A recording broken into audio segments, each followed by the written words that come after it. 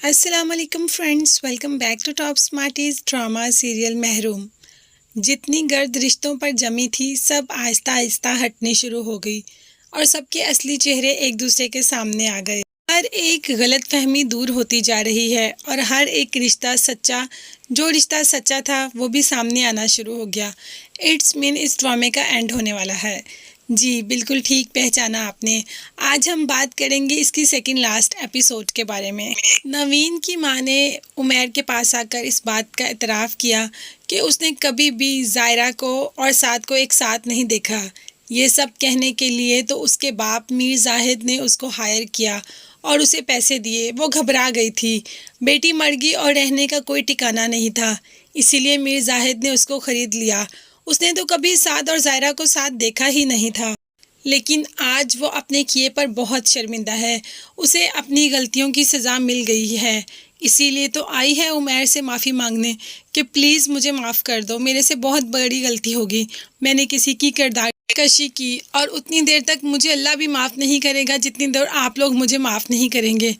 ماں کے کہنے پر عمیر معاف تو کر دیتا ہے، اور پھر زویا اور میر زاہد کا تو کیا دھڑا ہے یہ سب، تو کیسے اس کو سزا دیتا، اسی لیے اس کو معاف کر دیا کیونکہ اس نے تو جو کیا اپنی مجبوری میں کیا، لیکن میر زاہد کو تو کوئی مجبوری نہیں تھی نا، پھر بھی اس نے یہ سب کیا۔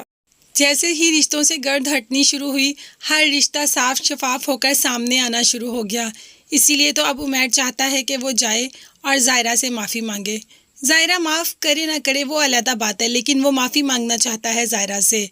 لیکن عمیر زائرہ کے پاس معافی مانگنے جائے اس سے پہلے ہی سعد زائرہ کے پاس پہنچ جائے گا، اور آخر کار سعد زائرہ کو پرپوز کر ہی دیتا ہے اور اسے یہ بھی کہتا ہے کہ تم نے جو ساری تکلیفیں سہی، تم ان کی حقدار نہیں تھی، تم ایک خوبصورت زندگی کی حقدار تھی، اور وہ زندگی تمہیں میں دے سکتا ہوں، میں تم سے بہت محبت کرتا ہوں، اور اب میں نہیں چاہتا کہ تم عمیر کے پاس دوبارہ جاؤ، تم عمیر سے خلا لے لو اور میرے پاس لوٹ آؤ، تم جانتی ہو کہ میں تم سے کتنی زیادہ محبت کرتا ہوں۔ لیکن زائرہ کو تو اب محبت لفظ سے ہی نفرت ہو گئی، اسی لیے تو کہا کہ اب میں نے ایک بار ٹھوکر کھائی ہے، بار بار اس راہ پہ نہیں چل سکتی، اب میں بالکل بھی ایسا کوئی قدم نہیں اٹھاؤں گی، کوئی شادی نہیں کروں گی۔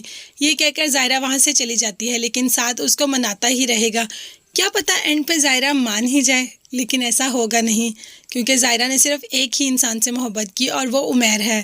زائرہ تو پہلے ہی کہتی تھی کہ عمیر خراب نہیں، اس کے باپ نے اس کو خراب کیا ہے۔ اب جب اس کا باپ ہی اس کی زندگی میں نہیں ہے اور سارے گلے شکوے ختم ہو گئے، تو ایسا کیسے ہو سکتا ہے کہ زائرہ عمیر کے پاس نہ جائے؟ زائرہ نے تو اب عمیر کے پاس ہی جانا ہے، اور نسرین ویسے بھی زائرہ سے بہت زیادہ محبت کرتی ہے، تو زائرہ ہمیں اینڈ پہ آئے گی عمیر کے ساتھ ہی نظر۔ تو آپ لوگ مجھے کمنٹس میں ضرور بتائیے گا کہ آپ کو زائرہ کو لاسٹ میں کس کے ساتھ دیکھنا ہے، سعد کے ساتھ یا عمیر کے ساتھ؟